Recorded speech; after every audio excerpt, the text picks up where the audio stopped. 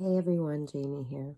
A little bit of inspiration, I think, or just this is what's on my mind today is, that Jim Carrey did, I think, like a commencement speech, and in it he talked about his father who kind of like just played it safe, took the safe route. I think he was like an accountant or something, and had this whatever secure, stable job, and got fired, got laid off, and he mentioned how his father had dreams of like comedy and being a performer, but set those aside to do something more practical, something more what he thought was more reliable and safe. And then ultimately ended up losing his job anyways. And so Jim Carrey had mentioned, he said something along the lines of, you can fail at anything. You can fail at the safe thing, the thing that's not really your passion, it's not your purpose, it's not what you actually want to do. Or, you could you could possibly fail at the thing that you really want, the thing that lights you up, the thing that you have like a burning fire of desire within you. And the point that he made way more eloquently than I'm explaining here is you can fail either way. So you might as well take the chance at failing at the thing that you really actually want to do rather than potentially failing at the thing you didn't even want to be doing in the first place. And that really struck me. I think so many of us forget that perspective, right? We make an assumption that doing the safe thing is more secure, is better. And the truth is that there are millions of people out there who have lost their job, working for someone else. Not because of their performance, not because they did something wrong. And I've been in this situation before. I've done contract work for other coaches in the industry, and I have experienced this firsthand where I gave everything I had to give and I was recognized as extraordinary, and it didn't matter because at the end of the day, the bottom line was what the bottom line was. And when cuts needed to be made and money needed to be saved or salvaged, I was one of the people that didn't make that cut, right? And so it's just a reminder that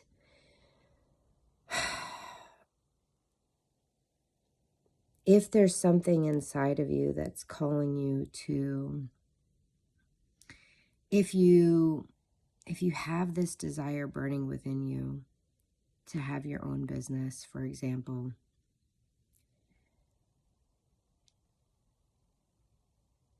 but then it feels like really scary and it just feels like, oh gosh, like what am I don't know about that. Like that feels really unsafe.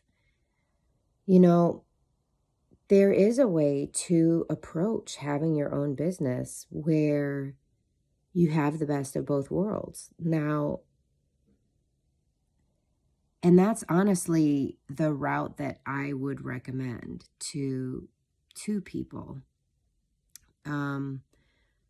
My recommendation would be to start your business in your spare time while you still have the safety and security of your current job. And then it's less stressful. It's, now,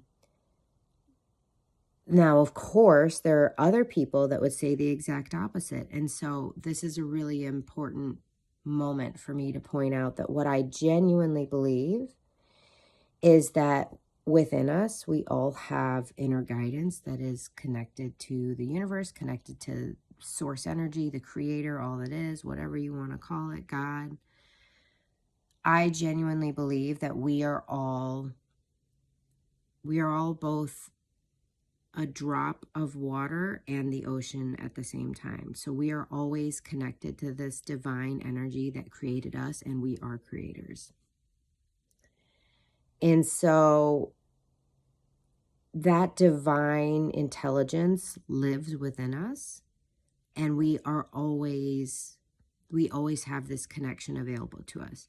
And so I really want to encourage you to always make decisions by going within and tuning into your soul's guidance. Not because some rando on the internet said, well, this is what you should do. So it is important to acknowledge that for some people, leaving their job, taking the leap of faith, having no safety net, having no security, having and just going for it is what's going to be aligned for some people. And then there are other people where that would be such a stress to their body, to their nervous system, to their body, mind, and soul. It would be too much. And that added stress alone is going to lead them down the wrong path, and it's going to inhibit them from being able to achieve the success that they desire. Each person truly has to tune in to what is actually aligned for them, what is most likely to set them up for success. And what's tricky about this in the real world, what's tricky about this is, how do we know what's our divine inner guidance? And how do we know what is fear? Because we always want to make our choices based on that connection to divine guidance and divine love. And so one of the ways that you can tell if the guidance that you're receiving is truly aligned with your most authentic, truest version of yourself, which is connected to this divine energy, is, does it feel good? Now, a lot of times divine guidance feels so right and so good, and then a millisecond later your gremlins, they just show up out of nowhere, and within an instant there are fear-based thoughts that flood you. Oh, I couldn't possibly do that. Oh my gosh, that's so risky. Oh my gosh, that so much could go wrong. Oh my gosh, oh my gosh, oh my gosh, right? Like, so the trick is, if something feels abundant and like love, and if you're not accustomed to, tuning into your inner guidance, and you don't really, and you're not really aware of the sensations that you feel in your body, what you can do is think, like, how did I feel about this before I got flooded with fear? That's a good way. The other thing is, yeah, if the feelings that you're having don't feel good, then that's not aligned. That is not you are not aligned with source energy at that point. You are not aligned with God. You are not aligned with the divine. You are not aligned with your higher self. If it doesn't, if it feels like crap, if it feels scary, if it feels hard, everything you're feeling and thinking in that moment is actually coming from your gremlins, from lack, scarcity mindset. That is not divine alignment, because divine alignment knows that we live in an unlimited universe, that there's unlimited potential and possibilities, and Again, everything that's aligned with your true higher self is aligned with abundance and love, joy, appreciation, all those things. I don't even know if this is where I meant for this video to go to, but clearly this is where it went. So I'm so tempted to hit this pause button and just give myself a moment to just feel into whether or not there was more that wanted to come through or needed to come through with this message. I'm going to do that. The other thing I wanted to say is there's no right or wrong, and action breeds clarity. And so something I always tell my clients is if you don't know how to move forward, just move forward one way or the other, because either you will move forward, you know, like you're at a fork in the road, and either you'll move forward and you'll be like, oh, this is, yes, this feels so right. This is amazing. This is exactly what I was hoping for.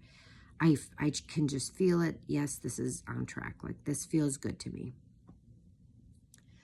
Or what'll happen is you'll move forward down one path and you'll pretty immediately go, oh, no. Nope, it's the other way.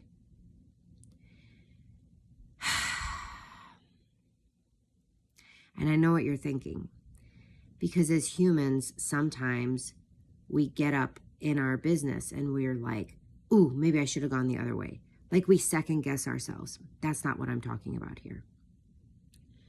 What I'm talking about is an intuitive knowing. You move forward one way and it just feels yes, right, correct, aligned. Or you move forward and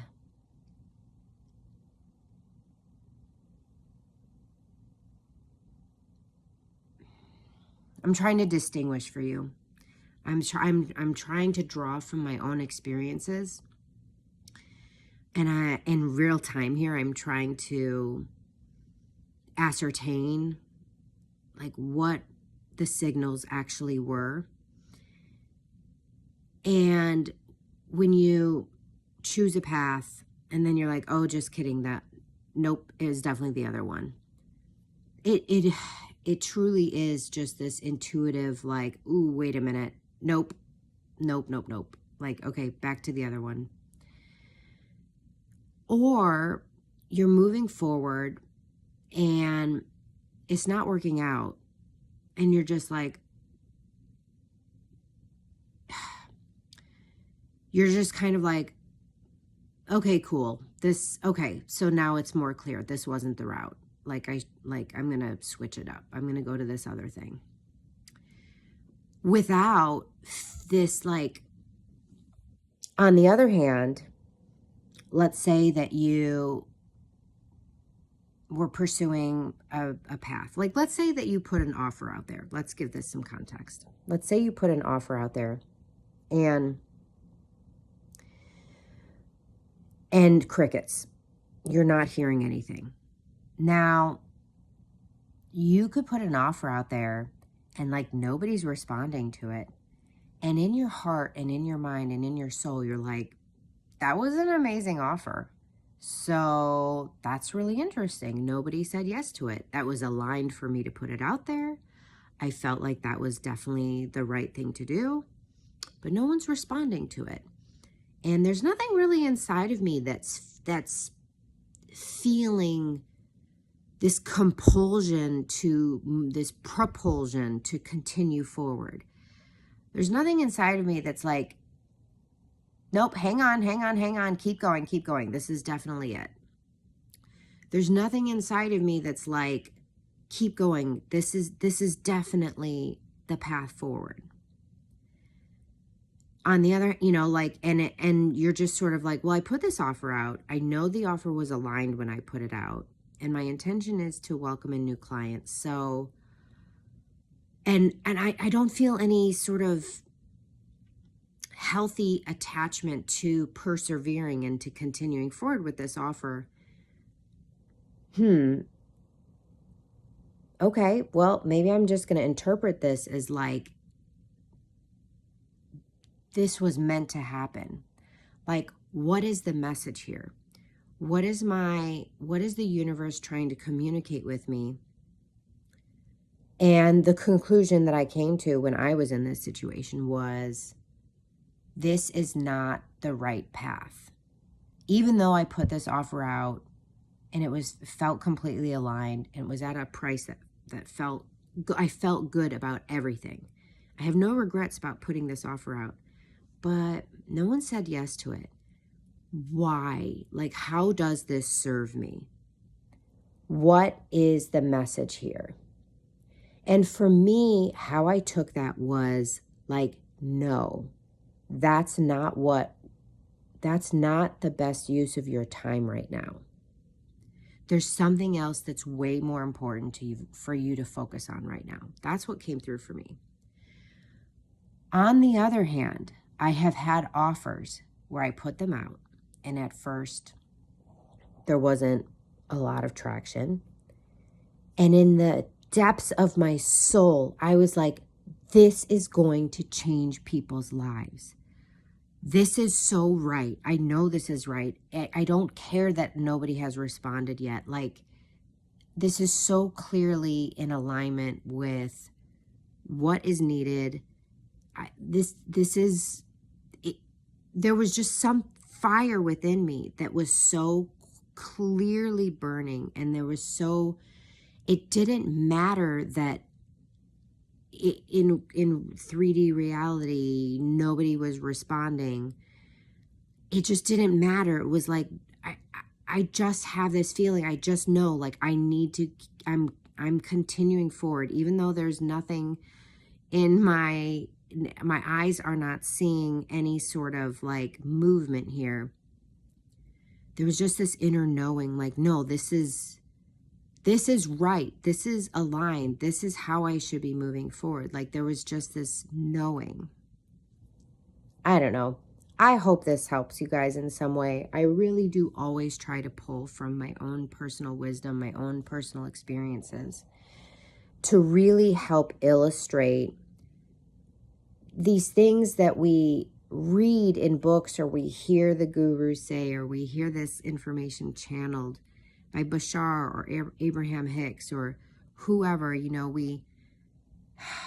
read Neville Goddard, we read these books, and in theory, we know theoretically, like, oh, okay. But in practice, the only way I can describe it is it's not as clean cut. It's not so black and white. There's a lot of gray. And there's a lot interfering, right? And when we get wisdom delivered to us, by Abraham Hicks, which is, again, I believe, I truly believe, a direct channel through source energy and the divine, spiritual beings, the spiritual realm, whatever you want to call it. And that's the thing. It's clean. It's not inhibited by our human messiness. And so that wisdom comes through, and that wisdom is accurate. It's correct. It's good information, but it almost requires a translation from a messy human.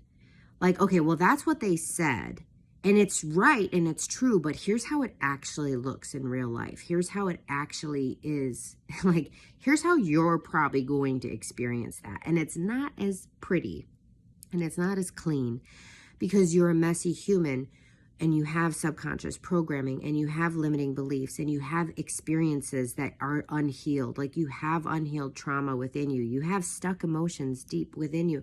You have all of these things that interfere. And that is why it's not, I like what I feel compelled to say is like, okay, it's not that simple. And you can go in with the best of intentions and give up. A lot of people give up, or they're just like, this is bullshit. This isn't real. This isn't true. It's not that it's not real. It's not that it's not true. It's just that it's divine guidance, which we can receive, but when we try to implement, or when we try to embrace it and we try to embody it, our human experience isn't, it's usually much more messy. And anyways, that's one of the reasons why I was compelled to show up and share online, is to sort of translate and say, okay, well, this was my experience of that. And so I hope I did that in some, at least in some small way today with this video. And as always, you guys, remember your mission, should you choose to accept it, is to live and love your life on purpose. Until next time.